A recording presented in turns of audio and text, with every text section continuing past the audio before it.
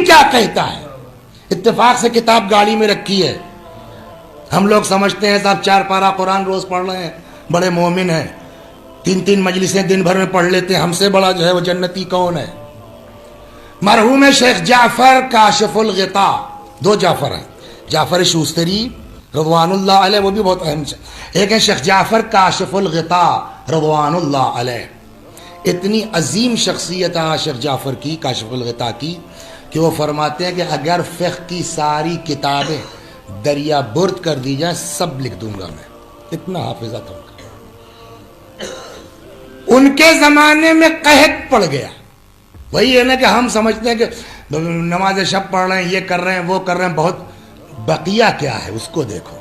وہ ہے نا کسی کا شعر ہے, خلاف شرع کبھی شیخ تھوکتا بھی نہیں مگر اندھیرے اجالے میں. مسئلہ وہ ہے, وہ اندھیرا اجالا, اس سے بچیے آپ. قحط پڑا زبردست, پبلک کہاں جائے؟ مرجع کے پاس. حضور کچھ کیجئے, سرکار کچھ کیجئے. تو پبلک تو پہنچ گئی مرجع کے پاس. مرجع کہاں جائے؟ یہ پہنچ گئے مولا کے پاس کہ مولا بتائیے میں کیا کروں, پبلک میرے پاس آئی ہے, میں کیا کروں کہ یہ قحط کی جو ہے مصیبت دور ہو, بارش نازل ہو. روتے رہے, روتے روتے حرم امیر المومنین میں آنکھ لگ گئی. خواب میں دیکھا مولا آئے ہیں, فرماتے ہیں فلاں جگہ چلے جاؤ, چائے کی دکان ہے جس کو اپنی آج کی لینگویج کے لیے ڈھابا, فلاں ڈھابے والے کے ہاں چلے جاؤ, چائے والا ہے, اس سے کہو دعا کر دے, وہ دعا کر دے گا, اللہ مان لے گا. کتنی بڑی بات ہے. مرجع, ان سے کہا گیا جاؤ چائے والے سے کہو دعا کر دے. کچھ سمجھ میں آیا؟ مولوی صاحب قبا پہن کے اتراؤ مت, امامہ لگا کے اینٹھو مت. تم جو ہے وہ بھینسے کی طرح سو رہے ہو صبح 5:30 بجے تک, قضا ہو جائے گی, اللہ اکبر. تم اس ٹائپ کے ہو جس کو تم حقیر اور رکشے والا سمجھ رہے ہو. وہ 3 بجے رات کو اٹھ کر کے اکیلے میں, کوئی نہیں جانتا, ربنا اغفر لی ولوالدی. کیا پتہ. لہٰذا دین اس پر بھی تاکید کرتا ہے کہ کبھی اپنے عمل پر غرور مت کرنا, گھمنڈ نہ کرنا, بات گھومنے نہ پائے. تو اب ظاہر سی بات ہے کہ مرجع کو بھی یہ چائے والا ہے کیا چیز کہ علی جیسا آدمی مجھ کو کہہ رہا ہے کہ اس چائے والے سے جا کے بات کرو. تو وہ صاحب ایک دن پہلے آ گئے شام ہی کو کہ ذرا ان کے ہاں رک کے دیکھا جائے کیا کرتے ہیں, نماز شب اور دعا کون سی پڑھتا ہے. بھی مولا کے نے جس کی طرف جو توجہ کر لی تو آئے. اچھا آواز کا زمانہ تو نہیں تھا نا کہ ہر گھر میں آ گئے سیستانی کی فوٹو ہے. وہ بیچارہ دیہاتی کہیں راستے میں جو ہے دکان اس کی ہے, پہنچ گئے, نہیں پہچانا اس نے. السلام علیکم. وعلیکم السلام. مہمان چاہیے؟ مہمان حبیب خدا ہے, آئیے تشریف رکھیے. کہنے بھیا رکیں گے, کہ رک جائیے. اب ان کا مقصد رکنا تو تھا نہیں, یہ تو دیکھ رہے ہیں کہ یہ کرتا کیا ہے, اعمال کیا ہے اس کے. صاحب اپنا چائے بیچ رہا ہے, اپنے برتن دھل رہا ہے, پیالیاں دھل رہا ہے. پھر ختم ہوا دھیرے دھیرے, مغرب کا وقت آیا, نماز پڑھی, پھر اپنا ڈھابا وابا بند کیا, کھانا کھایا, سو گیا. نماز بھی کیا 3 رکعت مغرب کی پڑھ لیا, نافلہ 4 رکعت پڑھ لی, عشاء پڑھ لی 2 رکعت اس کی نافلہ چھوٹی موٹی کوئی دعا پڑھ لی, سو گیا. اب یہ اس میں ہے کہ اٹھے گا, نماز شب پڑھے گا, یہ وہ کچھ نہیں صاحب, سو رہا. اس کے بعد پھر صبح نماز کے وقت اٹھا, 2 رکعت نافلہ پڑھ لیا, 2 رکعت نماز پڑھ لی, کوئی چھوٹی موٹی کوئی دعا پڑھ لی ہوگی جو یاد واد ہوگی, اور پھر اپنا بٹی سلگانے میں لگ گیا, جو ہے وہ اپنا برتن دھلنے لگا. تو یار کوئی خاص تو عمل دیکھا نہیں میں نے اس کا. اور مولا نے کہا جا کے اس چائے والے سے بات کرو. تو کہنے لگا یہ بتاؤ اب کھلے, مجھ کو جانتے ہو؟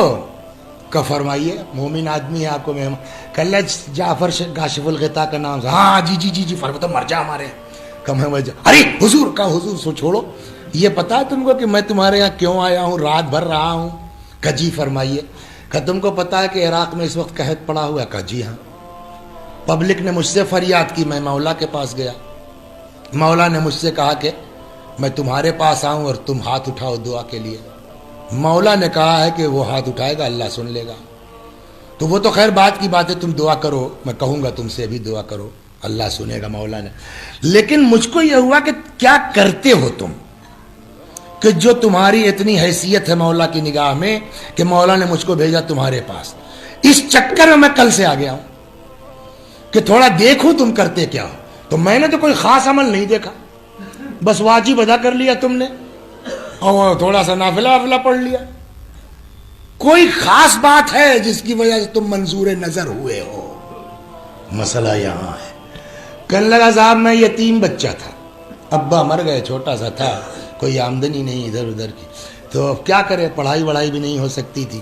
تو اماں نے بھیج دیا, جو ہے وہ چچا میاں تھے چائے والے ان کے پاس, تو وہیں صاحب برتن ورتن دھلتا تھا, چائے پہنچاتا تھا. دھیرے دھیرے بڑا ہوتے اب ہر ماں کو شوق ہوتی ہے لڑکے کی شادی ہو جائے.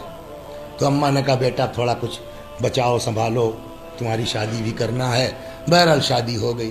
اب سنیے یہاں سے, شادی ہو گئی, بیوی آ گئی, میں پہنچا بیوی کے پاس.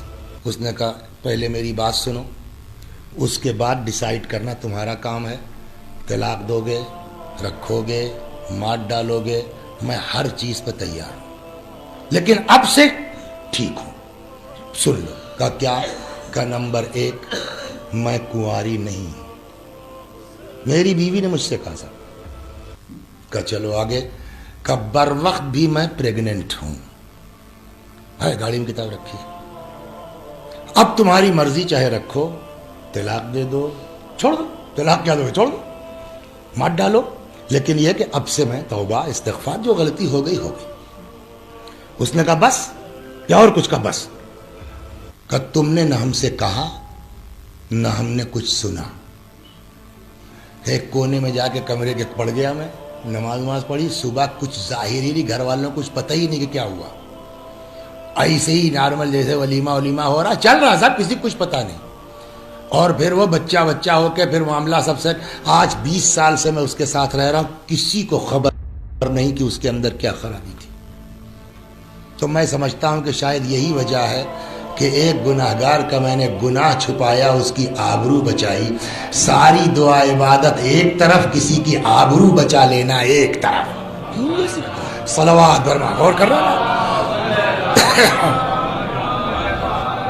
اس نماز شب سے کیا فائدہ ہے کہ بیٹھ کے چوراہے کے جو ہے وہ چائے کی دکان پر 50 آدمیوں کی ہم بے عزتی کرتے ہیں, اور آ کر کے صاحب 3 بجے رات کو ربنا اغفر لی والدیّ. دین یہ سکھا.